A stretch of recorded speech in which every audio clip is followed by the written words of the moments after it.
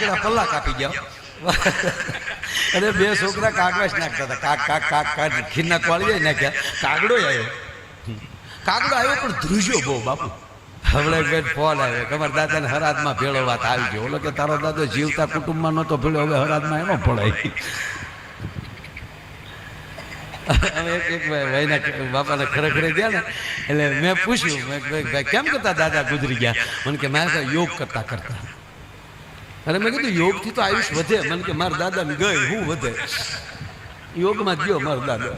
અરે મેં કીધું રામદેવ બાબાએ વિશ્વની ફલક ઉપર મેં કીધું પતંજલિ યોગને મૂકી દીધો અને યોગ વિશ્વ યોગ દિન જોવા મળ્યો. અને આ યોગ તો યોગી મહાપુરુષો પણ આપણને શીખવે છે કે યોગથી આયુષ વધે. મને કે ગઈ હું વધે. રામદેવ બાબાને જોર મારા દાદા યાદ આવે. મારા દાદાનો ગોબો ઉપાડના રામદેવ બાબા. અરે મેં કીધું ગાંડાભાઈ, મને કે સાંભળો ભાઈ, રામદેવ બાબાના મારા બાપ દાદા જે ચીચ્ય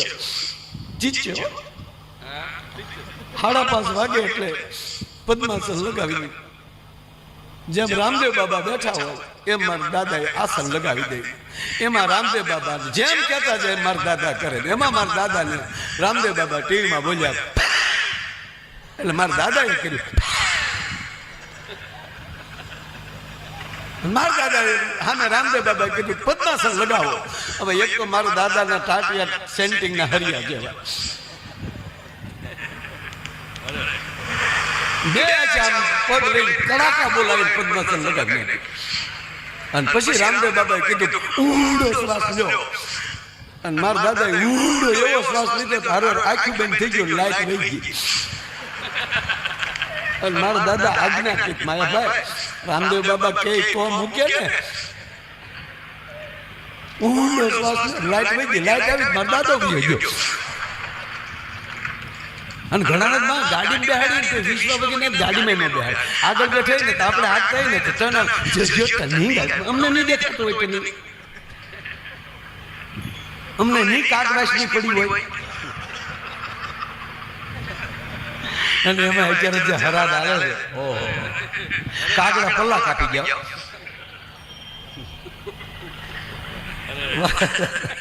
અરે બે છોકરા કાગવાશ નાખતા હતા. કાક કાક કાક કાક ખીરના કોળીએ નાખ્યા. કાગડો આવ્યો પણ ધ્રુજ્યો બહુ બાપુ. નળિયા મળ્યા ખખડવા. એટલે નાના ભાઈ મોટા ભાઈને કીધું ભાઈ બાપા ખાહે નહીં. તો ઓલો કીધું તો મને ખબર છે બાપા નહીં ખાય. કા તને કેમ ખબર? બાપાએ પ્રોગ્રામ જ કર્યા. ઘરે ખાધું ઘરનું ભાવતું હોય તો થાય ને, ઘરે ખાય તો મેળાવે ને, ઘરે ખાધું જ નથી. ભલે બાપા ખાય ને એનો વાંધો નહીં, પણ બાપા એટલે બધા ધ્રુજે કાં? બાને ફાળી ગયો ફળિયામાં. હવે કાગડા ચા પછી ફાળી જાય તોય ધણેલાટલું છૂટક્યું હોય તો જીવતા કેવા લાભ વધાર્યા છે તે અમુક ગજબ છે. એક ભાઈને દાદા પાછા થયા એટલે આપણે એક રિવાજ છે, આપણે ખરેખર જાય. હમણાં માં મને એક જણે પૂછ્યું, મને કે આ કોઈ ગુજરી જાય તો આ 12 દી હું કામ બેઠાય છે? 12 દિવસે કાર્ય કરે ને ત્યાં સુધી સતત એની એ જ વાતો. એક જાય એક આવે અને છોકરા પોરખીલા થઈ જાય, વારા કરે. મોટો ભાઈ બે પછી 2 કલાક પછી એ ભાઈ બદલી જાય, ઓલો પછી પંજો નાખી તો ઓલો હામો બેસી જાય, જાણે એરું પકડવા બેઠો. હું છું છું બાપાને કાંઈ નહીં. હાજર બેઠા, મારા મમ્મીએ ખીચડી આપી. એમ તો મને હાજર થોડું કીધું પણ હું સમજ્યો નહીં, ટકોર કરેલી. ધ્યાન રાખજો, આ ધ્યાન રાખજો કીધું ને બીજો જોક યાદ આવ્યો. એક જમાઈએ ને હાહુન ફોન કર્યો, લગ્ન પછી 15મે દિવસો પરણી 15મે દિવસ, હજી 15 દી થયેલા જાન ગે. અને જમાઈએ ફોન કર્યો સાસુમાને. હવે તો જમાઈએ મમ્મી જ કહે છે, આપણે નક્કી જ નથી થતું કે આનો મોટો ભાઈ હારે છે મમ્મી હારવાર કે. એટલે ના કહેવાય, માં 100% કહું, માં કરતા દરજો મોટો આપો દીકરીની માને. કારણ કે એ દીકરીની માયાની દીકરી નથી વળાવી, પોતાનું કાળજાને ઉછેરીને મોટું કર્યું હતું ને એ વળાવ્યું છે. પોતાની માં કરતા હવાઈ એને માન આપો, પણ મમ્મી તો ન જ કહેવાય. હા, મમ્મી કહે તો ઘેરી આવી બેન થાય. બે આ શબ્દની થોડીક તો વેલ્યુ રાખો. અમુક જમાઈઓને તેને હાહુની અણહારું મળી આવે. મોં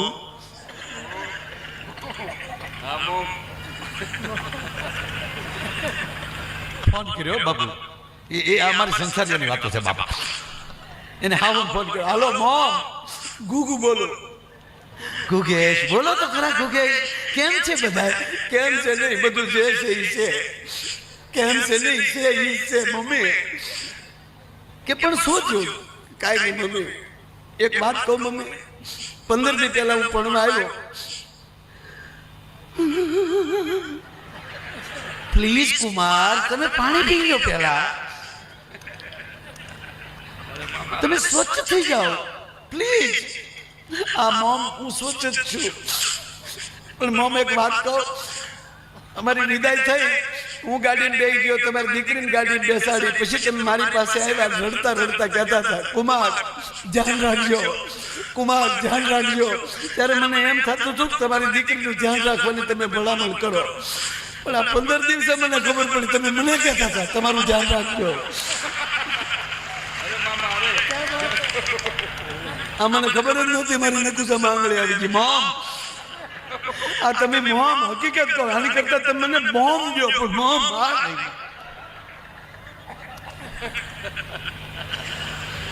એટલે ભાઈ મને ટૂંકમાં પૂછ્યું કે હું પાછો મોરારદાન બહુ ગણ્યાની બહુ છું. મને હકીકતમાં પૂછ્યું ભાઈ, મને કે 12 દી બેસવું શું કામ? આપણે પૂછીને બોલાને, પછી એનું 12 દી આવે. આપણને ખબર જ, ઓલા ફોન કર્યો કોઈએ કે મારે ભાઈ ખબર છે તમને ફલાણા ભાઈના બાપુજી ગુજરી ગયા? આપણે કે ના, અરે ગુજરી ગયા એટલે આપણે તરત એને જ પૂછી લીધું. કરે ને એને શું થયું? કે એટેક આવી ગયો કે XY છે. એ તો પૂછી જ લીધું છે આપણે, છતાંય એના દીકરા પાસે ન બોલાવી કેમ કે આપણે હાસું ન લાગે. ઘણા તો બાળવા જાય ને, ત્યાં બેઠા બેઠા બીડીયું ટેકા, ઓલો બળતો હોય. અને ઘણા તો બાપુ બાકા ન હોય ને બીડી કોકની પહેલે હલગાનું ઓલાઈ જાય ને તો ઓલો બળતો યાલી બીડલું લે, અને પાછો એવી ઉપાડે.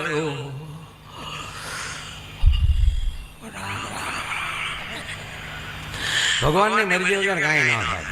એટલે આ બીડી ભગવાનની મરજી થી શોધો. કાલ મારે વાતો કરજો બોલો, 1000 કડબના ભોળા જોડે બોલે છે. તો ઓલી બીજો બાજુ વાળો કે એમ તો કાલ મારી વાડી આવે, તો ઓલો કે હવે આવે મને કહે છે, તો ઓલો કે હવે આવે તો હું નો વાઈટ ઠેકી જાઉં.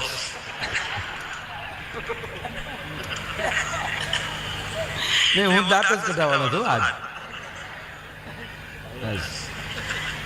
હું ઘણી વાર કહું માં, હસો બીજાને હસાવો, અમુકની વાતોને હસી કાઢો. એને કાનમાં ન લ્યો. આવા મહાપુરુષોની વાણીને કાનમાં લઈ લેજો, કારણ કે કાનથી પીધેલું એ અદ્ભુત છે.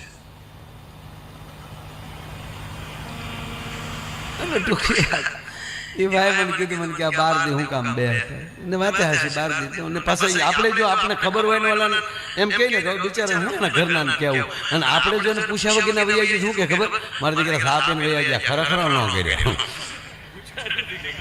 એટલે પૂછા તો કરવા જ પડે. અને હા મેં બે કહેવાનું, આપણે વળી ગળગળું થતું હતું ભગવાનને નવી વાળા. એ બાપો હજી બાઈએ ખીચડી ખવડાવી ન્યા પોગે ને ત્યાં બીજો આવ્યો, બાપા કાંઈ નહીં એમ તો હાજે બાઈએ ખીચડી ખવડાવી, મને ઈશારો કર્યો, હું સમજી ન ધ્યાન રાખજો, એ ધ્યાન રાખજો. આવે તો ત્રીજો આવ્યો. આપણે હા સુધી બેહીએ ને તો આપણે ખબર ન પડે ને બાપ કેમ કરતા મેળવે, અને આપણને તો ખબર જ છે કે આમ જ મેળવ્યો, પણ ઓલો અહીંયા પોગે જ નહીં. પણ મને એક સહજમાં એક અહીંયા વિદ્વાન ભૂદેવો બેઠા છે, આ વાતની મને ખબર ન હોય પણ મારથી નીકળી ગઈ વાત કે 12 દિવસ શું કામ બેસે. ત્યારે મેં એને કીધું, એટલે મને યાદ આવ્યું, મેં કીધું આપણે સપના આવે આપણને, આપણે સુતા હોય પથારીને, પણ સપનામાં વ્યા ગયા ને ક્યાં ક્યાં, તો પછી જેવો માણસ એવો સપના આવે, કોઈને એરું વાહે થાય, કોઈને ખૂટીઓ વાહે થાય, કોઈને હડકાયું વાહે થાય. કોકનો પગ લપચી જાય, કવામાં પડે,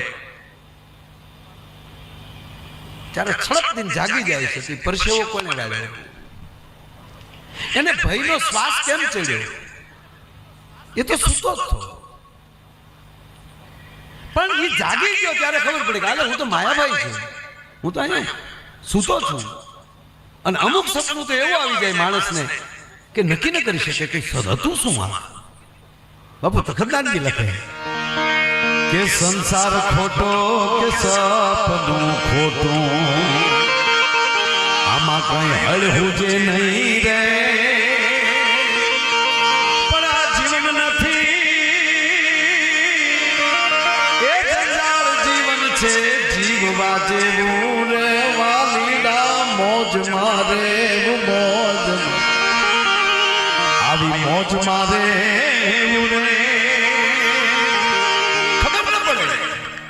શરીર બરાબર છે, એ જાગી ગયું, મગજ બરાબર છે, એટલે યાદ આવી ગયું કે નહીં હું માયાભાઈ છું, મારે કાલે મોરબી પ્રોગ્રામમાં જવાનું, આ યાદ આવી ગયું. પણ માની લો કે શરીર ખતમ થઈ ગયું, કોઈ રીતે ખલાસ થઈ ગયું, એ જાગૃત નથી, ઓલો આવી ગયું. જ્યાં સુધી જાગીએ નહીં ત્યાં સુધી સપનું પૂરું નથી થતું. પછી તો નનામીલી નીકળીએ ને એ સપનું જ લાગે એને કે હું આ સપનું જ જોઉં છું, મારી વાહે બધા રોવે છે, એ સપનું જ છે.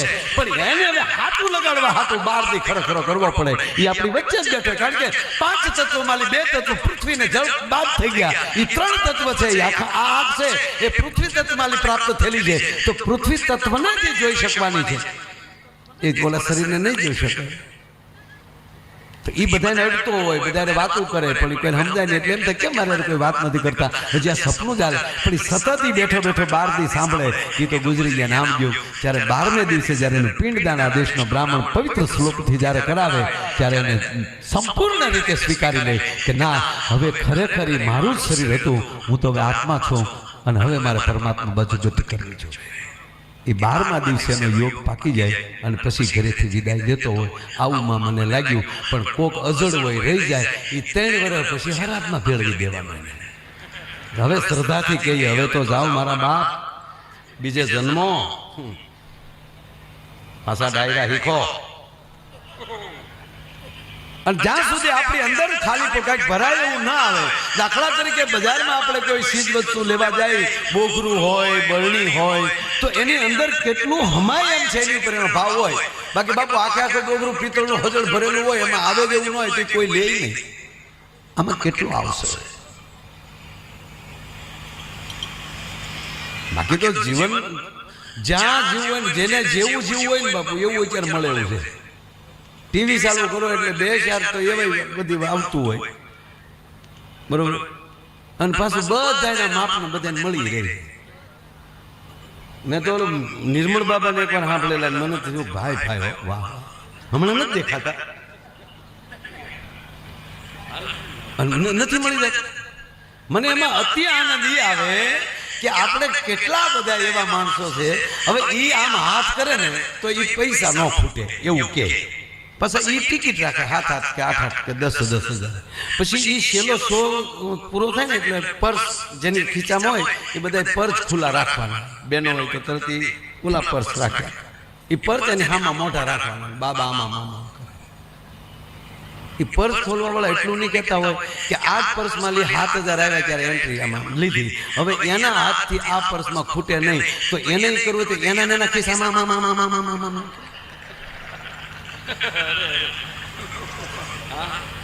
શું ભારત લાગણીમાં છે. હા મારા બાપુ,